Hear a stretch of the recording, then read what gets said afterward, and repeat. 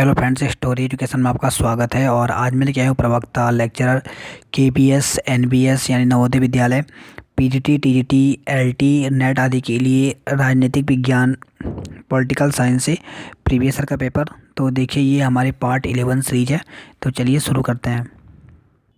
तो देखिए दोस्तों, हमने प्रीवियस पार्ट में हमने 25 तक क्वेश्चन यहाँ पे कर लिए थे और ये हम 2009 का पेपर सॉल्व कर रहे हैं। तो हमने यहाँ पर 25 तो क्वेश्चन कर लिए थे और आज हम करेंगे 26 से। तो चलिए 26 क्वेश्चन है यहाँ पे। भारत में राष्ट्रपति राज्यसभा के कितने सदस्यों को मनोनीत करता है? तो देखिए, जो भारत के जो राष्ट्रपति हैं ये राज्यसभा के लिए 12 सदस्यों को मनोनीत करते हैं। तो यहाँ पे थर्ड ऑप्शन सही दिया गया है। देखिए, जो राष्ट्रपति हैं ये 12 ऐसे सदस्यों के नाम निर्देशित करते हैं जो साहित्य, कला, विज्ञान और सामाजिक सेवा के क्षेत्र में विशेष ज्ञान या अनुभव रखते हैं। तो यहाँ पे इसलिए आपको ये तो थर्ड ऑप्शन दिया गया है, यहाँ पर सही दिया गया है। आगे बढ़ते हैं नेक्स्ट क्वेश्चन की। नेक्स्ट यहाँ पे भारतीय संसद के दोनों सदनों की संयुक्त बैठक की अध्यक्षता कौन करता है? तो कौन करता है? तो ये करता है लोकसभा का अध्यक्ष। तो यहाँ पे जो थर्ड ऑप्शन दिया गया है वो यहाँ पे सही दिया गया है। नेक्स्ट क्वेश्चन है यहाँ पे, भारत के पहले उप प्रधानमंत्री कौन थे? तो भारत के जो पहले उप प्रधानमंत्री पूछा गया है वो कौन थे? तो वो थे सरदार पटेल। देखिए दोस्तों, यहाँ पे दिया भी गया है कि भारतीय संविधान के उप प्रधानमंत्री पद की कोई व्यवस्था नहीं है। इसके बावजूद समय समय पर इस पद की व्यवस्था की जा रही है। इस पद पर अब तक 7 बार सृजन किया गया है। तो ये काफ़ी इंपॉर्टेंट है कि जो उप प्रधानमंत्री का है ये कोई पद नहीं है, लेकिन फिर भी यहाँ पे इसके बावजूद भी यहाँ पे किया था और अभी तक 7 बार इसका सृजन किया गया है। पहली बार इस पद का सृजन प्रथम लोकसभा के दौरान प्रधानमंत्री जवाहरलाल नेहरू के द्वारा किया गया था और इस प्रकार सरदार वल्लभ भाई पटेल उप प्रधान पद को सुशोभित करने वाले प्रथम व्यक्ति थे। तो ये काफ़ी इंपॉर्टेंट लाइन है और ये आपको याद रखना है कि जो प्रथम पहली बार जो उप प्रधानमंत्री या उप प्रधानमंत्री बने थे वो सरदार वल्लभ भाई पटेल बने थे। और किसके समय? जवाहरलाल नेहरू के समय।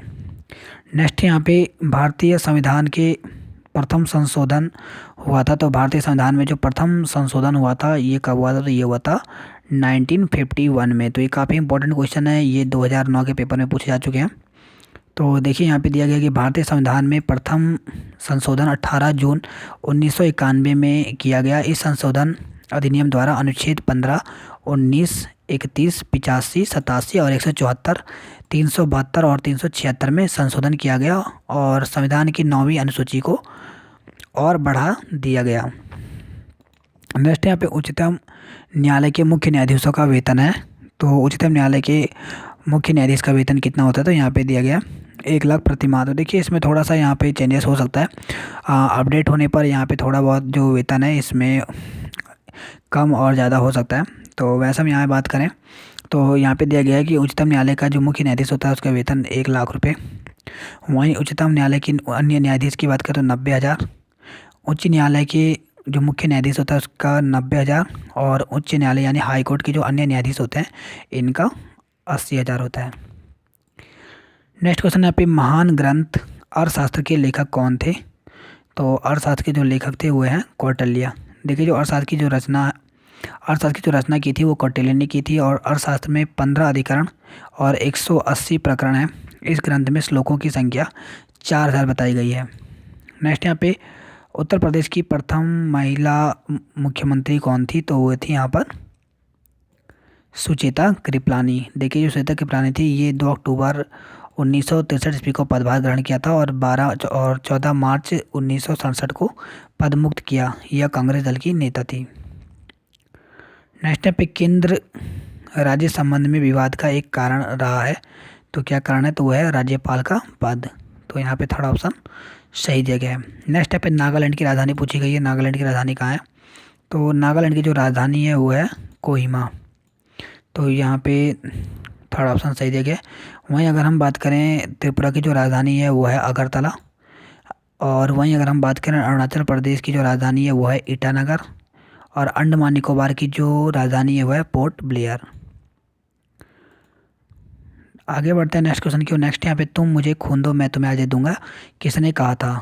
तो ये आपको पता होना चाहिए, ये कहा था सुभाष चंद्र बोस ने। और ये एक महान स्वतंत्रता सेनानी सुभाष चंद्र जो बोस थे, इनका जो जन्म हुआ था ये 23 जनवरी 1887 ईस्वी को उड़ीसा के कटक जिले में हुआ था। माता का नाम इनके प्रभावती देवी तथा पिता का नाम इनका जानकी नाथ बोस था। नेक्स्ट यहाँ पे राजनीतिक दल निम्न में से किसके लिए ज़रूरी है, तो वह यहाँ पे लोकतंत्र के लिए। तो थर्ड ऑप्शन यहाँ पे सही दिया गया।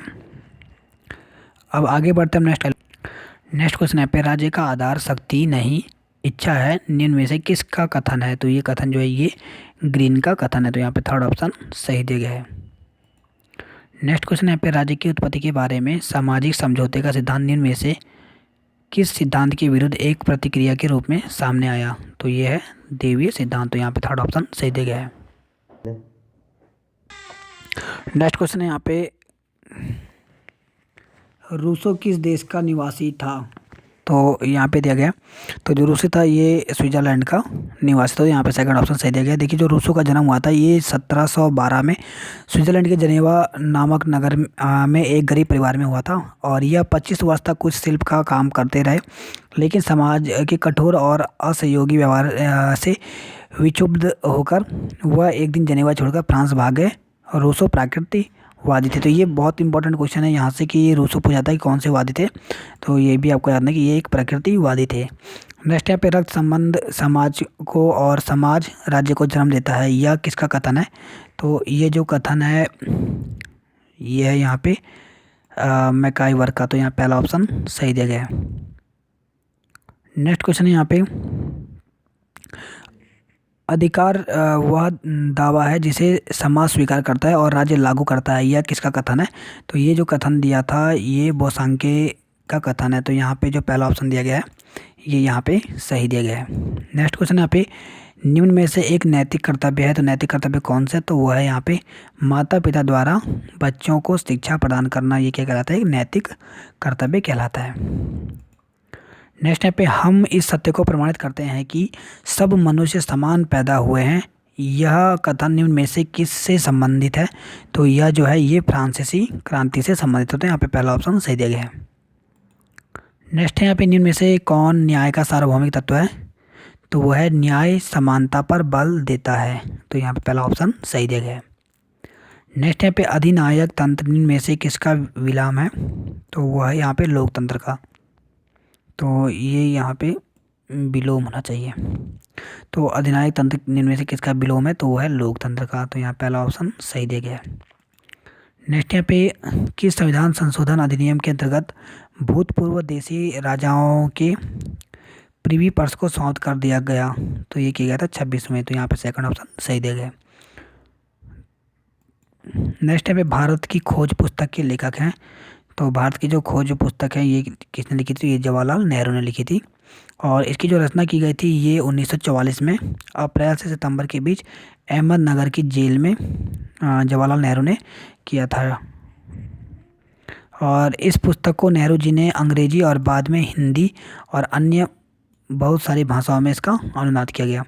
नेक्स्ट टाइप 21 संविधान संशोधन अधिनियम द्वारा वयस्क मताधिकार की आयु सीमा 21 वर्ष से घटाकर 18 वर्ष कर दी गई, तो वो ये कर गई थी 61वें संविधान संशोधन अधिनियम, जो कि 1999 द्वारा मताधिकार के लिए न्यूनतम आवश्यक आयु जो है वो 21 से घटा करके 18 वर्ष कर दी गई। तो ये काफ़ी इंपॉर्टेंट क्वेश्चन है, ये एग्जाम में रिपीट हो चुका है, तो ये आपको यहाँ पे याद रखना है। और नेक्स्ट यहाँ पे निम्नलिखित में से कौन सा निर्वाचन आयोग का कार्य नहीं है, तो नहीं पूछा गया, तो वह है उम्मीदवारों का चयन करना, तो ये निर्वाचन आयोग का कार्य नहीं है।